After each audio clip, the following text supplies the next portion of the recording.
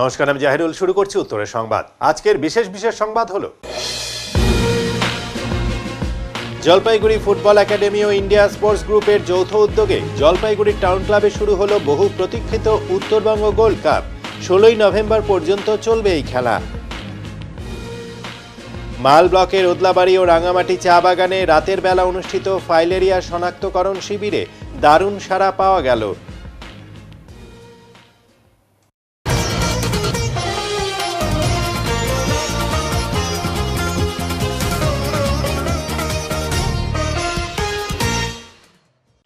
আজ জলপাইগুড়ির বিধায়কের কার্যালয়ে উদ্বোধন হলো ভোটাধিকার রক্ষা শিবিরের। বিধায়ক কার্যালয়ে উদ্বোধনে উপস্থিত ছিলেন জলপাইগুড়ি সদরের বিধায়ক ডক্টর প্রদীপ কুমার বর্মা। তার উদ্যোগে আজ অনুষ্ঠিত হলো ভোটারদের জন্য ভোটাধিকার রক্ষা শিবির। মূলত আজ থেকেই এখানে সেন্ট্রালি জলপাইগুড়ি জেলার যে সমস্ত ভোটদাতারা এসআইআর নিয়ে আতঙ্কগ্রস্ত হয়ে পড়েছেন তাদের গাইড করা সহ এসআইআর ফর্ম ফিল আপ করে দেওয়া হবে এই শিবিরে। আজ বিধায়ক কার্যালয়ে এই উদ্বোধনী অনুষ্ঠানে উপস্থিত হয়েছিলেন চেয়ারম্যান জলপাইগুড়ি পৌরসভা সৈকত চ্যাটার্জি সহ অন্যান্য বিশিষ্ট ব্যক্তিরা। আজ থেকেই এই শিবিরের কাজ শুরু হয়েছে। এখানে সাধারণ মানুষ এসে দারুণ সুবিধা পাচ্ছেন বলেও একজন ভোটদাতা জানিয়েছেন। কিসের উদ্বোধন হলো? আপনারা জানেন যে ভারতবর্ষের সংবিধান আজকে সংকট। তার কারণ হচ্ছে এসআইআর এর নামে অ্যাকচুয়ালি একটা এনআরসি চাপিয়ে দেওয়া হয়েছে। এটার মূল কারণ হচ্ছে আপনারা যদি দেখেন এই যে 1987 জন্মের সালটার এই তারিখগুলো বলে দিচ্ছে, এটা সিটিজেনশিপ অ্যাক্টে আছে, এটা প্রাক এনআরসি এবং মানুষের ভোটাধিকার কারার লড়াই। আজকে বলুন তো 4টা রাজ্যে নির্বাচন আছে, তামিলনাড়ু, পশ্চিমবাংলা, বিহার এবং আসাম। তাহলে আসামে কেন? যেহেতু বিজেপি শাসিত, সেখানে আজকে এসআইআর হচ্ছে। আরেকটা জিনিস আপনাদেরকে মাথায় রাখতে হবে, সেটা হচ্ছে যে বিহারে 65 লাখ ভোট প্রাথমিকভাবে কেটেছিল, তারপরে সংযোজন বিয়োজন করে 48 লাখ ভোট কিন্তু কেটে দিয়েছে। মানুষের ভোটাধিকার, জেনুইন ভোটার। বাঙালি দেখলে তাকে বাংলাদেশি একটা দিয়ে বাংলাদেশে ডিপোর্ট করে দিচ্ছে, পাঠিয়ে দিচ্ছে। তা আজকে তাদের বাঁচানোর লড়াই ডাক দিয়েছেন মাননীয় মুখ্যমন্ত্রী মমতা বন্দ্যোপাধ্যায়, সেনাপতিত্ব করছেন অভিষেক বন্দ্যোপাধ্যায়। তারই উদ্দেশ্যে আজকে বিধায়ক জলপাইগুড়ি ডক্টর প্রদীপ কুমার বর্মা এখানে ওয়ার রুম খোলেন, ভোটাধিকার রক্ষা শিবির। এবং এটা আমরা যেমন প্রতি ওয়ার্ডে করেছি, আজকে সেন্ট্রালি এই ওয়ার রুম হলো। এখানে আমি এসেছি, ভাইস চেয়ারম্যান এসেছেন জলপাইগুড়ি মিউনিসিপ্যালিটি, তারপরে আমাদের চিকিৎসকরা যে প্রোগ্রেসিভ অ্যাসোসিয়েশন আছেন তারা রয়েছেন, পুরো টিম বসেছে। আজকে এই রাহুল ভৌমিক আছেন, প্রোগ্রেসিভ অ্যাসোসিয়েশনের ডক্টর রাহুল ভৌমিক আছেন। আজকে সব মিলে একটা মানুষকে ঐক্যবদ্ধ হয়ে বিজেপির এই তানাশাহির বিরুদ্ধে লড়তে হবে এবং সংবিধানকে রক্ষা করতে হবে এবং বাঙালির অস্মিতাকে রক্ষা করতে হবে। উপকৃত হলেন? কতটা উপকৃত হলেন? ভালো, খুব ভালো, এটাই দরকার।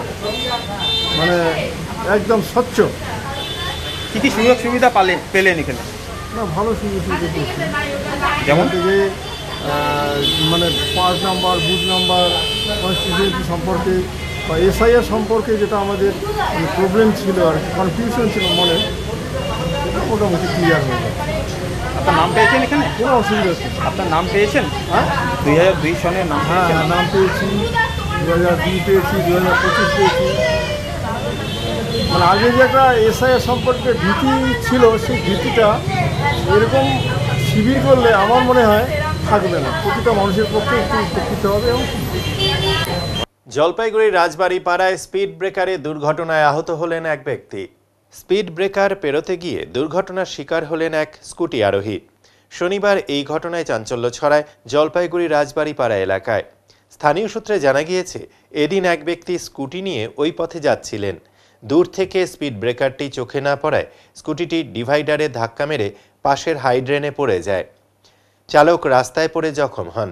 তার পায়ে ও বুকে আঘাত লাগে এবং কিছুক্ষণ সংজ্ঞা হারান তিনি। পরে স্থানীয়রা ছুটে এসে তাকে উদ্ধার করে প্রাথমিক চিকিৎসার ব্যবস্থা করেন। স্থানীয়দের অভিযোগ, ওই স্পিড ব্রেকারটি দূর থেকে স্পষ্ট বোঝা যায় না, ফলে প্রায়ই ছোটখাটো দুর্ঘটনা ঘটে থাকে। তাদের দাবি, স্পিড ব্রেকারটি স্পষ্টভাবে চিহ্নিত করতে দ্রুত সাদা রঙে রং করা প্রয়োজন। ডামডিম মোড়ে সড়ক দুর্ঘটনায় আহত হলেন এক ব্যক্তি। শুক্রবার সন্ধ্যায় মাল ব্লকের ডামডিম মোড়ে 17 নম্বর জাতীয় সড়কে দুর্ঘটনা ঘটে। স্থানীয় সূত্রে জানা গিয়েছে, ওই সময় এক অজ্ঞাত পরিচয় ব্যক্তি রাস্তা পারাপার করছিলেন। সেই সময় দ্রুতগামী একটি গাড়ি তাকে ধাক্কা মেরে পালিয়ে যায়। পুলিশ ঘটনাস্থলে পৌঁছে আহতকে উদ্ধার করে মাল সুপার স্পেশালিটি হাসপাতালে ভর্তি করে। ঘটনাকে ঘিরে এলাকায় ব্যাপক চাঞ্চল্য ছড়িয়ে পড়েছে। পুলিশ দুর্ঘটনাগ্রস্ত গাড়িকে শনাক্ত করার চেষ্টা শুরু করেছে এবং ঘটনার তদন্তে নেমেছে। দুদিন পর প্রকাশ্যে আসা অপহরণ এবং খুনের মামলায় অভিযুক্ত রাজগঞ্জের ভিডিও শোনাতে চাইলেন নিজের মন গড়া কাহিনী। ইতিমধ্যেই পুলিশ অপহরণ এবং খুনের ধারা প্রয়োগ করে অভিযোগ লিপিবদ্ধ করেছে কলকাতার এক স্বর্ণ ব্যবসায়ীর অস্বাভাবিক মৃত্যুর কারণে, যা নিয়ে ইতিমধ্যেই উত্তাল রাজ্য সরকারের প্রশাসনিক মহলসহ উত্তরবঙ্গের জলপাইগুড়ি জেলার রাজনৈতিক পরিবেশ। কারণ এফআইআর করার পরেও পুলিশ শুক্রবার পর্যন্ত অভিযুক্ত প্রশান্ত বর্মনকে গ্রেপ্তার করেনি। উল্টে জলপাইগুড়িতে জাতীয় নির্বাচন কমিশনের বিশেষ বৈঠকে উপস্থিত থাকার পর সংবাদ মাধ্যমের প্রতিনিধিদের সঙ্গে কথা বলতে গিয়ে এক সম্পূর্ণ ভিন্ন চিত্র উপস্থাপনা করার চেষ্টা করে তিনি জানান, পুলিশের হাতে আসা ঘটনাস্থলের দৃশ্য নাকি বানানো। উনি নাকি কলকাতায় যাননি, ব্লকে ভালো কাজ করার জন্য এবং রাজবংশী সম্প্রদায়ভুক্ত বলেই কিছু মানুষ চক্রান্ত করছে বলে দাবি করেন তিনি। সোনা গলানোর কথা আপনি যেটা বললেন, এই বিষয়টা কি সেটাই একটু জানতে। সেটা তো ওই চোর বলছেন, তাকে নাকি সোনা দিয়েছেন, এটা আমি মিডিয়াতে দেখেছি। আচ্ছা, কিন্তু সেই চোর যে আপনার কি কোনো সোনা চুরি? আমার কোনো সোনা চুরি হয়নি, আমার কোনো বাড়ি নেই, এবং আমি সেই স্বর্ণ ব্যবসায়ীকেও চিনি না, চোরকেও চিনি না। গিয়েছিলেন কেন? আপনার যে ভিডিও, আরে ভিডিও আপনি সত্যটা ভিডিও যাচাই করে দেখুন। তিনটা বাড়ি বলা হচ্ছে, আপনি যে বাড়িগুলো আছে আপনারা মিডিয়াতে নিয়ে কাগজ দিয়ে আপনি টেলিকাস্ট করুন। দাবাং ভিডিও দেখুন, অনেক ভিডিও আছে। যারা ভালো কাজ করে তাদের পিছনে সংবাদ মাধ্যমকে লেলিয়ে দেওয়া হয়, চক্রান্তকারীরা চক্রান্ত করতেই থাকে। পরিবার দাবি করছে আপনি ছিলেন সেখানে, আপনি আমিও তো আপনাকে দাবি করতে পারি, প্রদ্যুৎ বাবু আপনি আমাকে খুনের হুমকি দিচ্ছেন। না, আমার সঙ্গে যোগাযোগ করেছে, আমি তদন্তে অবশ্যই সহযোগিতা করি। নির্বাচন কমিশন কি কোনো চিঠি? কেন নির্বাচন কমিশন? আমি তো কাজ করছি নির্বাচন কমিশন কেন? সেটা তদন্ত চলছে, আরে বাবা আমাকে বলতে দিন। কোথায় অফিসে কাজ না ব্যাহত হচ্ছে আপনি দেখুন না, জলপাইগুড়ি জেলার টোটাল সার্চ করুন, রাজগঞ্জ বলুন, সব দিকে এগিয়ে আছে। বন্যায় ক্ষতিগ্রস্ত নাগরাকাটা ব্লকের বামনডাঙ্গা টন্ডু এলাকা ধীরে ধীরে ফিরছে স্বাভাবিক জীবনে। এক মাস আগে ভয়াবহ বন্যায় বিপর্যস্ত হয়েছিল গোটা অঞ্চল। বর্তমানে দ্রুতগতিতে চলছে গাঠিয়া নদীর বাঁধ ও ক্ষতিগ্রস্ত রাস্তা মেরামতের কাজ।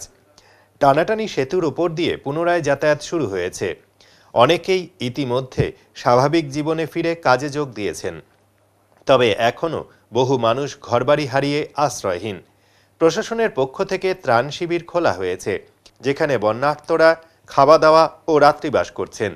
রাজ্য সরকার ইতিমধ্যেই ঘোষণা করেছে, যাদের ঘরবাড়ি বন্যায় ভেঙে গেছে বা ক্ষতিগ্রস্ত হয়েছে তাদের প্রত্যেককে 1,20,000 টাকা করে আর্থিক সহায়তা দেওয়া হবে। খুব শীঘ্রই সেই অর্থ বন্যার্তদের হাতে পৌঁছে যাবে বলে আশা করা হচ্ছে। এ বিষয়ে জেলা পরিষদের সভাধিপতি কৃষ্ণা রায় বর্মন জানান, ইতিমধ্যে বন্যা দুর্গত এলাকায় ব্যাপক কাজ হয়েছে। নদীবাঁধ ও রাস্তা মেরামতের কাজ জোর কদমে চলছে। আশা করা হচ্ছে খুব দ্রুতই ক্ষতিগ্রস্ত পরিবারগুলি ঘর তৈরির অর্থ পেয়ে যাবেন। প্রশাসনের পক্ষ থেকে আমাদের মাননীয় মুখ্যমন্ত্রী মমতা বন্দ্যোপাধ্যায় উনি নিজেই দুবার এসে দেখে গেছেন বন্যা পরিস্থিতি। তো এখানটায় যেটা বড় সমস্যা হচ্ছে টানাটানি ব্রিজ নিয়ে, সেটাও দ্রুত গতিতে কাজ হচ্ছে এবং বাঁধের সেগুলো কোনো রকম টেম্পোরারি করা হয়েছিল সেটাও যাতে মানে করা হয় আর কি, পার্মানেন্টলি ব্যবস্থা করা হয়, তারও ব্যবস্থা দ্রুত হবে। এটা মাননীয় মুখ্যমন্ত্রী মমতা বন্দ্যোপাধ্যায়ের নলেজে আছে এবং সেটা আমরাও গুরুত্ব সহকারে দেখছি এবং খুব তাড়াতাড়ি এটা করা সম্ভব। ইতিমধ্যেই তো অনেকটা জায়গায় বাঁধের কাজ শুরু হয়েছে, মানে আরো কত সময় লাগতে পারে কি আশা করছেন? না, আমরা খুব তাড়াতাড়ি চেষ্টা করছি শেষ করার জন্য, যত তাড়াতাড়ি সম্ভব শেষ হবে। আরেকটা বিষয় হচ্ছে যে এই মানুষগুলো যে বলছে এখনো তো মানে মুখ্যমন্ত্রী যেটা বলে গেছে 1,20,000 টাকা যেটা ঘরের, সেই টাকাটার এখন মানে কবে নাগাদ ঢুকতে পারে কি আশা করছেন? দেখেন, আমাদের মাননীয় মুখ্যমন্ত্রী মমতা বন্দ্যোপাধ্যায় যেটা বলেন সেটা করে। তো এই অবস্থায় যেহেতু উনি কথা দিয়ে গেছেন, এটা আমাদের প্রচেষ্টা চলছে। অতি শীঘ্র যারা পাওয়ার যোগ্য তারা পেয়ে যাবেন। স্কুটনি চলছে এবং নামের লিস্ট হচ্ছে, ওরা যত তাড়াতাড়ি প্রসেস চলছে ওরা পেয়ে যাবে। আরেকটি বিষয় যেটা অভিযোগ করছে বন্যা দুর্গতরা, তাদের রিলিফ ক্যাম্পগুলোতে একবেলা রাতের শুধু খাবার দেওয়া হচ্ছে, দিনের বেলাটা তাদের খাবারের যদি ব্যবস্থা করা হয় সেই দাবি জানাচ্ছে। মানে তাদের সেটা তাহলে দেখছি, আমি কথা বলে দেখছি। ঠিক আছে। শুরু হলো বোয়ালমারী রাস উৎসবের উৎসব চলবে 7 দিন ধরে। উত্তরবঙ্গের ঐতিহ্যবাহী কোচবিহারের রাস উৎসবের পরই বোয়ালমারী রাস উৎসব। বোয়ালমারী রাস উৎসবের অনুষ্ঠানের শুভ সূচনা করতে এসে এমনটাই জানালেন জলপাইগুড়ি জেলা পরিষদের সভাধিপতি কৃষ্ণা রায় বর্মন। উল্লেখ্য, বোয়ালমারী প্রভাত গ্রন্থাগারের ব্যবস্থাপনায় সার্বজনীন রাস উৎসব কমিটির পরিচালনায় অনুষ্ঠিত হচ্ছে 7 দিনব্যাপী রাস উৎসব। এবার তাদের রাস উৎসব চতুর্থবারে পদার্পণ করল। এদিন রাস উৎসবের অনুষ্ঠান মঞ্চে এসে জেলা পরিষদের সভাধিপতি কৃষ্ণা রায় বর্মন বলেন, উত্তরবঙ্গের ঐতিহ্যবাহী কোচবিহারের রাস উৎসবের পরেই যেন বোয়ালমারীর রাস উৎসব সকলের কাছে জনপ্রিয় হয়ে ওঠে, এটাই ভগবানের কাছে প্রার্থনা করি। পঞ্চায়েত সমিতির সভাপতি বিনয় কুমার রায় বলেন, প্রতিবারই এই রাস উৎসবের অনুষ্ঠানে এসে থাকি এবং আমার ভীষণই ভালো লাগে। কমিটিকে আমার প্রণাম এবং আমাদের মধ্যে মঞ্চে উপবিষ্ট জেলা পরিষদের সভাধিপতি কৃষ্ণা রায় বর্মন মহাশয়কে আমার প্রণাম এবং পঞ্চায়েত সমিতির সদস্য বিনয় কুমার রায় মহাশয়কে আমার প্রণাম এবং মঞ্চে উপবিষ্ট ক্লাবের যে বর্তমান সভাপতি এবং প্রাক্তন সভাপতি সকলকে আমার অন্তঃস্থল থেকে প্রণাম জানিয়ে এবং বিশিষ্ট ব্যক্তি যারা আছেন তাদেরকে আমার প্রণাম এবং সম্মুখে মাতৃতুল্য এবং পিতৃতুল্য যাদের আছে তাদের প্রণাম এবং ছোট থেকে ভালোবাসা জানিয়ে কি বার্তা দেবেন? আমার ভালো লাগে, আমরা মেলা এমনি মেলা প্রেমী, মেলাকে আমরা সবাই চাই।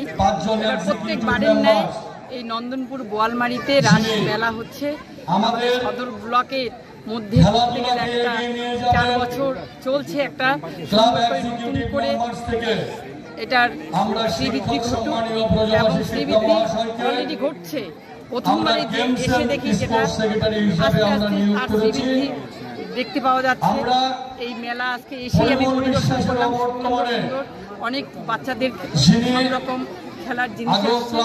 আর বিশেষ করে এই যে একটা মেলা পাঠাগার, তার পরিচালনায় যে মেলা কমিটি, এই মেলা কমিটি এবং উনি জানাচ্ছি যে এই প্রত্যন্ত এলাকায় যে একটা মেলা তারা পরিচালনা করছে, এই মেলা পরিচালনা করার জন্য এবং এই এলাকার সকলকে আনন্দ দেওয়ার জন্য তাদেরকে বলছি দিদি, ইতিমধ্যে আপনি মঞ্চ থেকে বলছেন কোচবিহারের পরে যেন এই রাস্তা হয় এবং এই এলাকার যারা উদ্যোক্তা তারা যথেষ্ট খুশি হয়েছেন, এই বিষয়টা আরেকবার বলুন।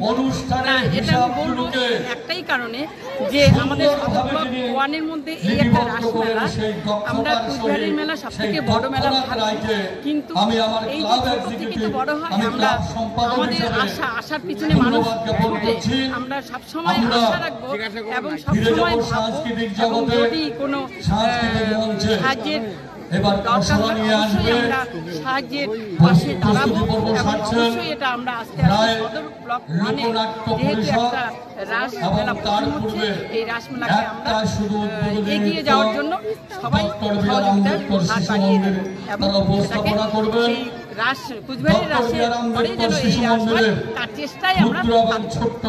করলা নদীতে আবার ধরা পড়ল বেশ বড় আকারের একটি বোয়াল মাছ।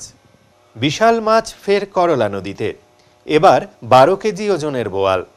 এদিন সন্ধ্যায় হঠাৎই ভেসে ওঠে এই বিশাল আকৃতির বোয়ালটি। এরপর সেই দৃশ্য নদীতে যারা মাছ ধরে তারা দেখতেই ছিপ দিয়ে এই বিশাল আকৃতির মাছটিকে ধরে ফেলে। এই মাছটিকে দেখতেই ওই সময়ে অনেকেই ভিড় করেছিল। তারপর বাড়িতে মাছটি এনে বাড়ির আশেপাশের সকল মানুষদের ভাগ দিয়ে মাছটি খাওয়া হয়। করলা নদীর জলে আবারও এই ধরনের বিশাল আকৃতির মাছ ধরতে পেরে খুশি সকলেই। কি মাছ কত কেজি ওজনের ধরলো? বোয়াল মাছ ধরছি 12 কেজি ওজনের। 12 কেজি ওজন। আর একটা ছোট মাছও তো আছে? একটা ছোট ধরলো 1.5 কেজি সাইজের। আচ্ছা, এই যে 12 কেজি ওজনের যে মাছ ধরলা কিভাবে সেটা হলো বডি পিন করছি। কি দি? বডি পিন করছি, মানে মাছটা ভাইসে উঠছিল, বডি পিন করছি ছিপ দিয়ে। হ্যাঁ। এই রাতে বলতে তোমার 6টা বাজে, তখন 6টা বাজতে বাজতে তোমার 7টা হয়ে গেছে। আচ্ছা, তবে কি করবা? মাছটা সবাই মিলে ভাগ করে নিচ্ছি। বিক্রি করবা না? না। এই করলাতে ফের বল বড় পাওয়া গেল, কি বলবো? সেটা খুবই ভালো লাগছে তো। কি নাম তোমার? রাহুল সাহানি। খুবই ভালো লাগছে। কত দিন? 12 কেজি। 12 কেজি। কি করা হলো মাছটা? সবাই মিলে পাশাপাশি খাবো। ভাগ করে? হ্যাঁ, ভাগ করে খাবো। নদীতে কি আরো বড় বড় মাছ আছে? আরো বড় বড় আছে। এখনই নিচ্ছে ছোট্ট একটি বিরতি, ফিরে আসবো আরো খবর নিয়ে, সঙ্গে থাকুন। সব সময় সব দিকের সব খবর পেতে সাবস্ক্রাইব করুন, বেল আইকনটি প্রেস করে আপডেট থাকুন।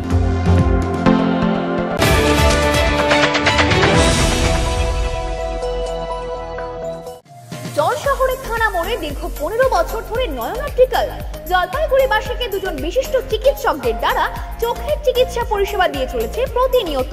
এখানে উন্নত মানের কম্পিউটার দ্বারা চক্ষু পরীক্ষা করে চোখের বিভিন্ন সমস্যা নির্ণয়, চোখের পাওয়ার মাপা, চোখের প্রেসার মাপা হয়।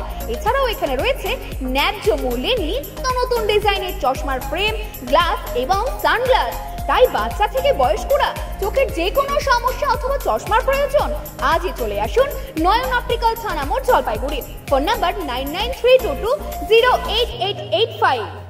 জলপাইগুড়ির ঐতিহ্যবাহী শিক্ষা প্রতিষ্ঠান শিশু নিকেতন প্রিপারেটরি বিদ্যালয়। 85 বছর ধরে স্নেহ মূল্যবোধে শিশুদের ভবিষ্যৎ গড়ছে এই বিদ্যালয়। সভাপতি শুভ্রাংশু চাকি ও সম্পাদক তপন কুমার মিত্র অভিভাবকদের সন্তানদের ভর্তির জন্য আন্তরিক আহ্বান জানাচ্ছেন। 2026 শিক্ষাবর্ষের ভর্তি প্রক্রিয়া চলছে। প্রি প্রাইমারি থেকে চতুর্থ শ্রেণী পর্যন্ত আবেদনপত্র সংগ্রহ করা যাবে বিদ্যালয় অফিস থেকেই। আবেদন মূল্য 150 টাকা, বেলা 11:30 থেকে দুপুর 2টো পর্যন্ত। তাই দেরি না করে আজই যোগাযোগ করুন 03561230347 এই নম্বরে। শিশু নিকেতন, বাবুপাড়া, জলপাইগুড়ি।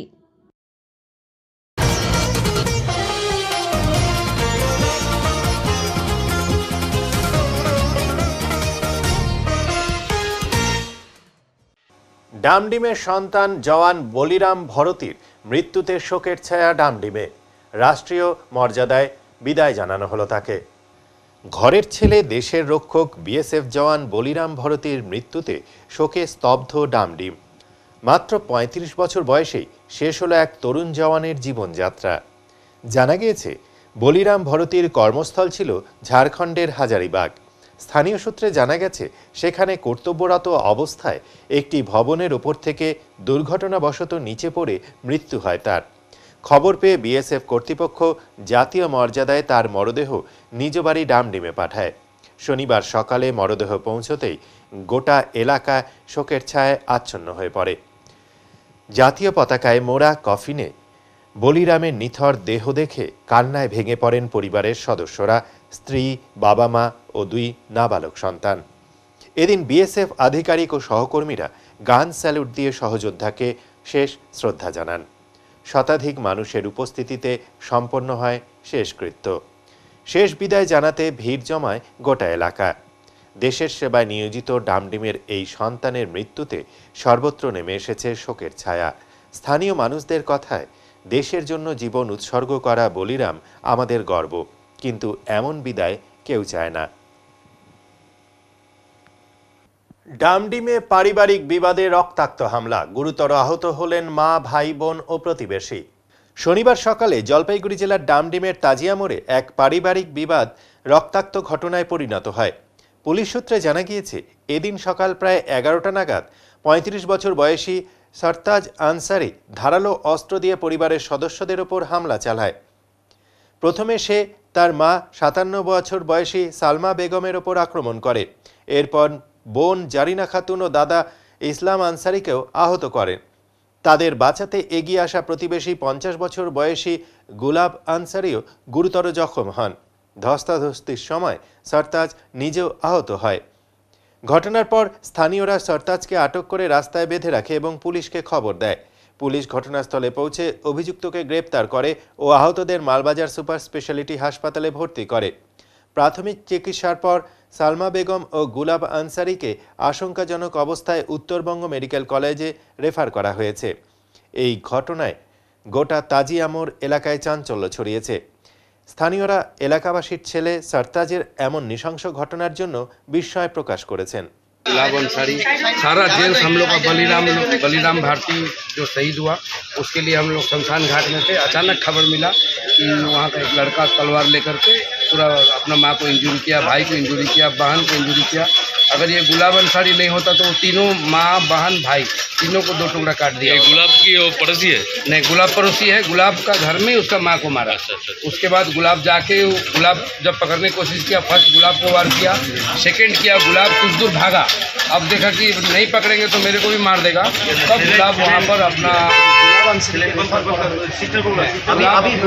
गुलाब अंसारी का हालत कैसा है? गुलाब अंसारी का ब्रेन में इंजरी है, फ्रैक्चर है, इसलिए उनको हम लोग सिलीगुड़ी। उनका माँ का, बहन का, भाई का कैसा है? उन लोग का फैमिली लोग भिड़ा हुआ, ये पड़ोसी है, वो लोग तो घर का ही लड़का है, वो लोग उसमें व्यस्त है। हम लोग ये पड़ोसी को ये जो बचाने गया जिसके कारण 4 आदमी इंजरी होते होते मैंने मरते बचा है। आप लोग गुलाब अंसारी को सिलीगुड़ी हायर सेटअप में लेके जा रहे हैं।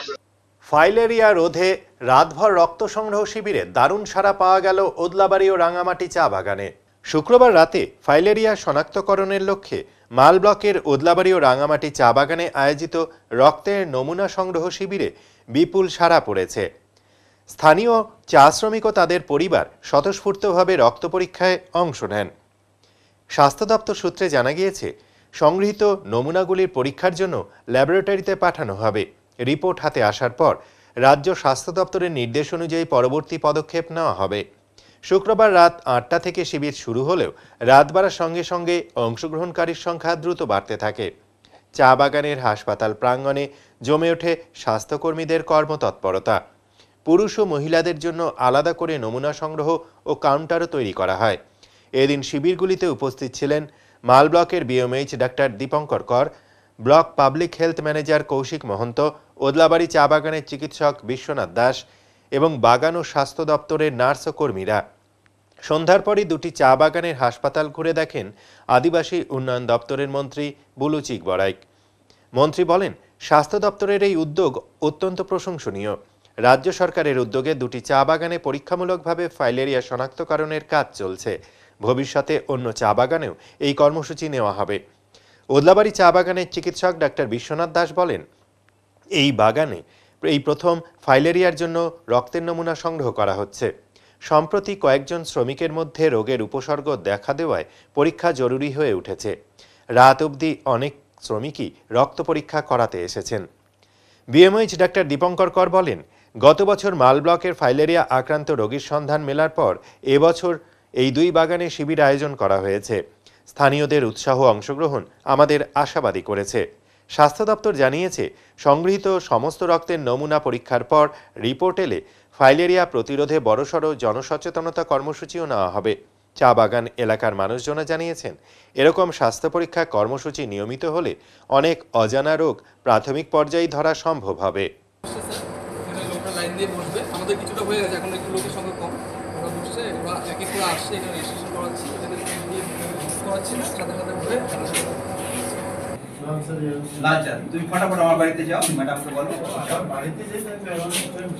এটা হচ্ছে একটা ফাইলেরিয়া স্ক্রিনিং প্রোগ্রাম, যেটা রাজ্য স্বাস্থ্য দপ্তরের অধীনে হচ্ছে এবং ওদলাবাড়ি কোম্পানি লিমিটেড, ওদলাবাড়ি টি গার্ডেনের যৌথ উদ্যোগে হচ্ছে। তো স্বাস্থ্য দপ্তর থেকে একটা প্রপোজাল আসে আমাদের কাছে, আমরা সেটাকে এগ্রি করি, কারণ ফাইলেরিয়ার কিছু পেশেন্ট আমরা আমাদের বাগানে উপস্থিতিটা পেয়েছি।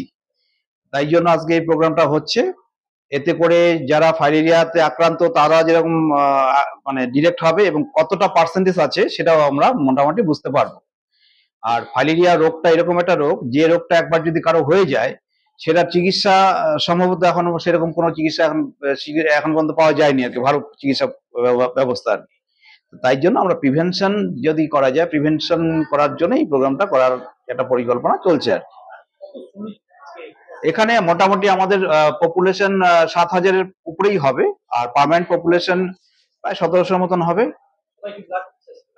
হ্যাঁ, আমরা মোটামুটি অ্যানাউন্স করে দিয়েছি, এটা সার্কুলেশন করা হয়েছে।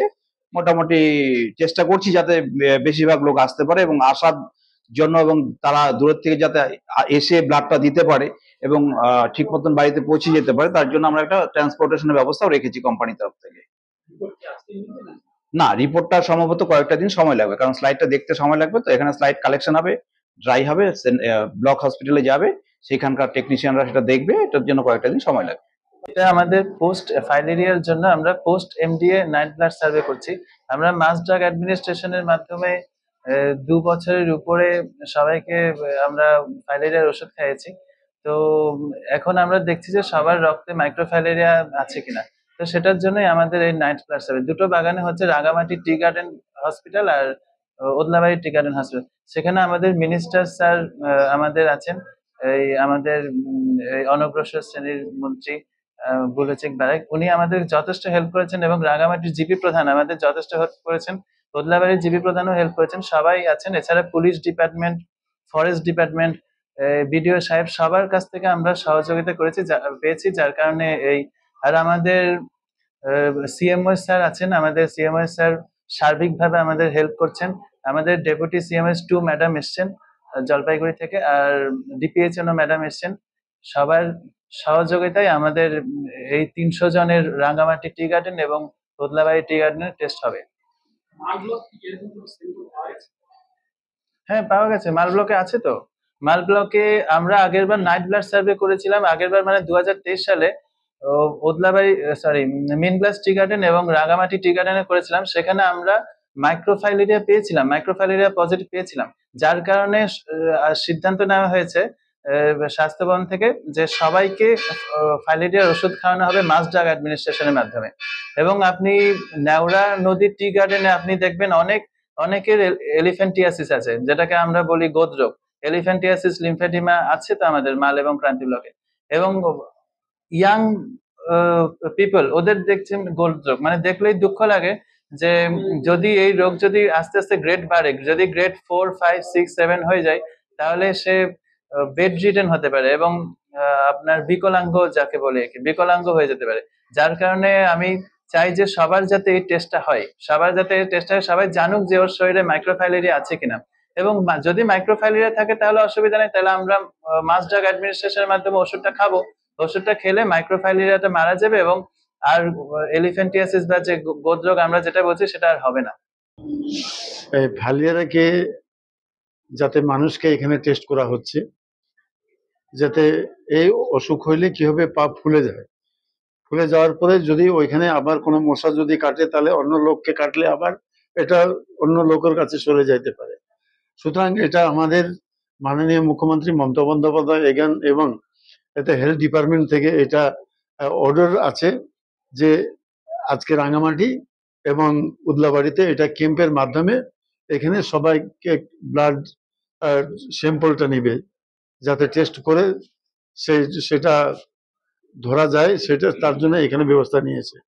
তো সুতরাং এটা সত্যি আমাদের কাছে চা বাগানের মানুষের কাছে সবচেয়ে বড় পাওনা, যে তারা তো সবসময় ব্যস্ততার মধ্যে থাকে, সকালে তারা বাগানে যায়, সন্ধ্যার সময় আবার বাগান থেকে আসে, তাদের হাতে সময়ও থাকে না। সুতরাং এটা আমাদের কাছে বাড়তি পাওনা যে আজকে এটা গভর্নমেন্ট অফ ওয়েস্ট বেঙ্গল, আজকে মাননীয় মুখ্যমন্ত্রী মমতা বন্দ্যোপাধ্যায় হেলথ ডিপার্টমেন্টের মাধ্যমে এই রাঙামাটি এবং উদলাবাড়ি চা বাগানেকে এই সুযোগ করে দিয়েছে। সুতরাং এরপরে আবার অন্য বাগানে যাবে, উদলাবাড়ি আজকে হচ্ছে, আবার নেক্সট অন্য জায়গা সেটা হেলথ ডিপার্টমেন্ট ঠিক করবে, যে এটা ডাইরেক্ট কলকাতা থেকে এটা ঠিক হয় যে কোন বাগান কোন জায়গা হবে, সেটা ওইখান থেকে, সেটা আজকের ডেট এই 2টা বাগানে হয়েছে। নিশ্চয়ই আগামী দিনে অন্য বাগানে সেটা টেস্ট করার সেই ব্যবস্থা করা হবে। জলপাইগুড়ি টাউন ক্লাবে শুভ সূচনা হলো উত্তরবঙ্গ গোল্ড কাপের। উদ্বোধনী অনুষ্ঠানে উপস্থিত ছিলেন জলপাইগুড়ি ছাড়াও বাইরে থেকে আসা স্বনামধন্য খেলোয়াড়েরা। বহু প্রতীক্ষিত জলপাইগুড়ি ফুটবল একাডেমি ও ইন্ডিয়া স্পোর্টস গ্রুপের যৌথ উদ্যোগে শুরু হলো উত্তরবঙ্গ গোল্ড কাপ। আজ থেকে শুরু হয়ে 16ই নভেম্বর পর্যন্ত চলবে এই খেলা। জলপাইগুড়ি টাউন ক্লাব ময়দানে এই বড় মাপের ফুটবল টুর্নামেন্ট অনুষ্ঠিত হচ্ছে। উত্তরবঙ্গের বিভিন্ন জেলার 8টি দল অংশগ্রহণ করবে এখানে। আজ প্রথম দিনের শুরুতেই খেলা ছিল কাঞ্চনজঙ্ঘা ফুটবল ক্লাব ও হলদিবাড়ি টাউন ক্লাব। আজকের এই খেলায় উপস্থিত ছিলেন ইন্ডিয়া ফুটবল অ্যাসোসিয়েশনের সহসভাপতি সৌরভ পাল, ইন্ডিয়া স্পোর্টস গ্রুপের সভাপতি শক্তিব্রত দাশগুপ্ত, জলপাইগুড়ি পৌরসভার চেয়ারম্যান সৈকত চ্যাটার্জি, জলপাইগুড়ি ফুটবল একাডেমির সহসভাপতি শ্রমিক মজুমদার, জলপাইগুড়ি ফুটবল একাডেমির সম্পাদক অতীন্দ্র বিকাশ রায়, উত্তরবঙ্গের বিখ্যাত প্রাক্তন ইস্টবেঙ্গল ও মহিন্দ্রা ইউনাইটেড ফুটবলার মনোজিৎ সিং, কলকাতা কালীঘাট মিলন সংঘের ফুটবল সচিব প্রকাশ সাহা। খেলা শুরুর আগে উপস্থিত অতিথিদের সম্বর্ধিত করা হয়। ছিল আদিবাসী নৃত্য। এরপর জাতীয় পতাকা উত্তোলনের সাথে বেলুন উড়িয়ে খেলার সূচনা করা হয়। এরপর শুরু হয় বহু প্রতীক্ষিত উত্তরবঙ্গ গোল্ড কাপের। 16 নভেম্বর চূড়ান্ত পর্যায়ের খেলা টাউন ক্লাব ময়দানে অনুষ্ঠিত হবে। আজকের খেলা নিয়ে আইএফের সহসভাপতি সৌরভ পাল বলেন, এই খেলার মাধ্যমে আমরা ট্যালেন্টেড খেলোয়াড়দের কলকাতায় নিয়ে যাব, তাদের জায়গা করে দেব। জলপাইগুড়ি পৌরসভার চেয়ারম্যান সৈকত চ্যাটার্জি বলেন, উত্তরবঙ্গে এত বড় মাপের ফুটবল টুর্নামেন্ট জলপাইগুড়িতে অনুষ্ঠিত হওয়ায় জলপাইগুড়ির খেলোয়াড়েরা আরও বেশি উৎসাহিত হবেন। এখান থেকেই প্রতিভাবান খেলোয়াড়েরা আরও বড় জায়গায় যাবে। জলপাইগুড়ি ফুটবল একাডেমির সহসভাপতি শ্রমিক মজুমদার বলেন, এই খেলার মাধ্যমে প্রতিভাবান খেলোয়াড়েরা কলকাতায় গিয়ে তাদের একটা জায়গা তৈরি হবে। আজকের উদ্বোধনী অনুষ্ঠানে অসংখ্য মানুষের সমাগম হয়েছিল। এখানে উত্তরবঙ্গের বিভিন্ন জেলা থেকে সমস্ত প্রতিশ্রুতিমান যারা খেলোয়াড় আছে তাদেরকে একটা টুর্নামেন্টে নিয়ে আসা, উত্তরবঙ্গের বিভিন্ন জেলার 8টি সেরা দলকে নিয়ে এই টুর্নামেন্টটা আয়োজন করেছি এবং এখানে সিনিয়র টিমের মধ্যে ফার্স্ট 11-এ অনূর্ধ্ব 18 দুজন করে খেলোয়াড় থাকবে, যারা এখান থেকে সিলেকশন হবে। আমরা এরকম 16 জন খেলোয়াড়কে আমরা কলকাতাতে নিয়ে যাব এলিট একাডেমির জন্য, যেখানটায় আপনারা বলতে পারেন যে 2-4টে ফুটবল একাডেমি আছে, এআইএফএফ এলিট একাডেমি, তারা সেখানে আন্ডার-18 প্লেয়াররা খেলবে। তার মধ্যে অন্যতম একটা এসকেএম স্পোর্টস ফাউন্ডেশন বর্ধমান কালনাতে আছে, সেখানে খেলবে।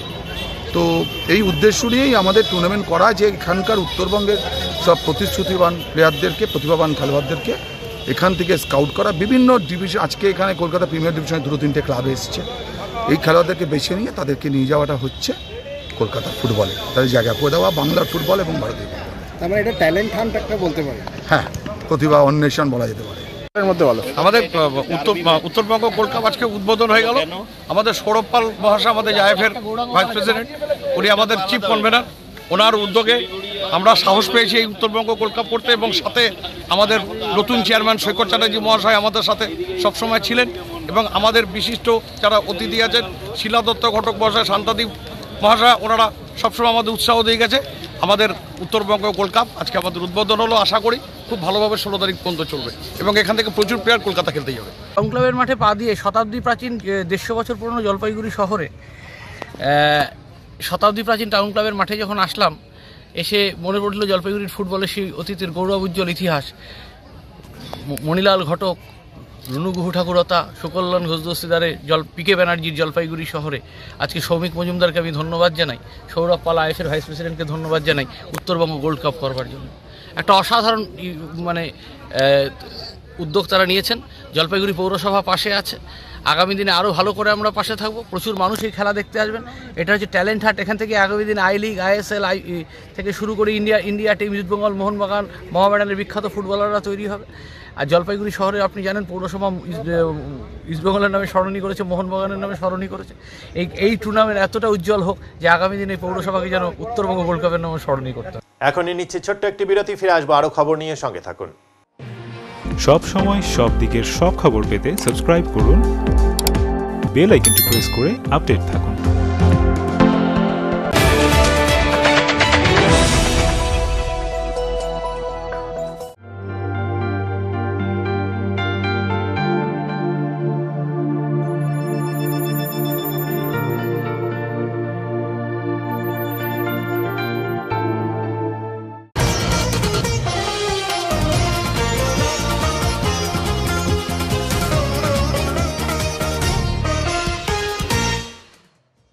গতকাল রাতে পশ্চিম ডামডিমের একটি ধান খেতে হানা দিল হাতির দল।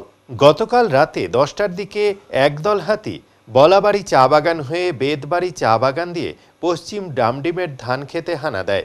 সেখান থেকে তারঘেরা জঙ্গলে ঢুকে পড়ে হাতির দলটি। আজ দলটি জঙ্গলে চলে গেছে এমনটাই জানা গিয়েছে। এখন আবহাওয়ার খবর।